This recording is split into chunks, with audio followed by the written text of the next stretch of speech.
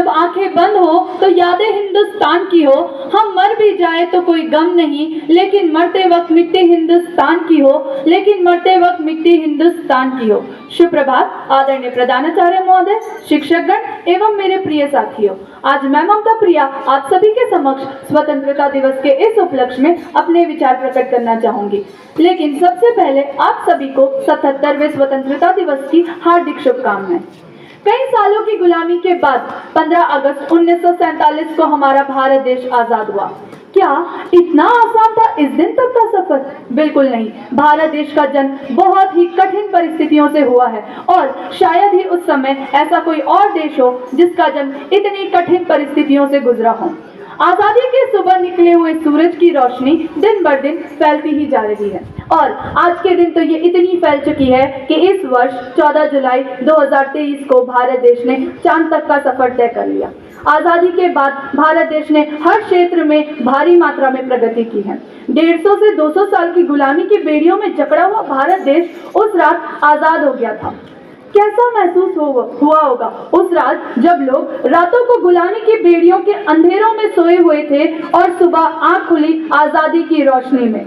गौर से देखिए इस तिरंगे को, गौर से देखिए इस तिरंगे को, कैसा सर ऊंचा हो जाता है। तो वह रात कितनी अनमोल और अनोखी रही होगी, वह पल जब दूसरे दिन 15 अगस्त 1947 को सुबह 8 बजे भारत देश के पहले प्रधानमंत्री माननीय श्री पंडित जवाहरलाल नेहरू जी ने स्वतंत्र भारत में लाल किले पर यूनियन जैक उतारकर भारत का झंडा फहराया।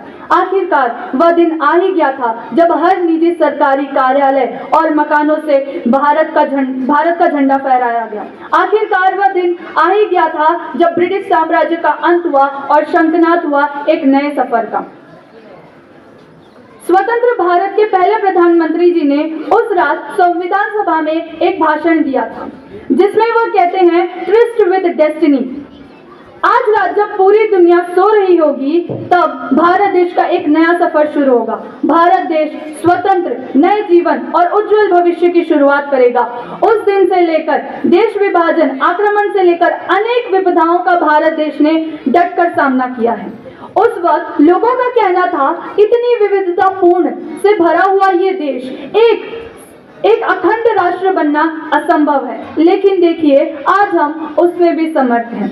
अगर अंग्रेजों की नीति थी फूट डालो और राज करो, तो हमारी भी नीति थी एकता में अटूट शक्ति होती है। आज हमारा पूरा देश स्वतंत्र है क्योंकि उस समय अंग्रेजों का सामना सभी ने एकजुट होकर किया था। लेकिन आज हमारे देश में क्या चल रहा है?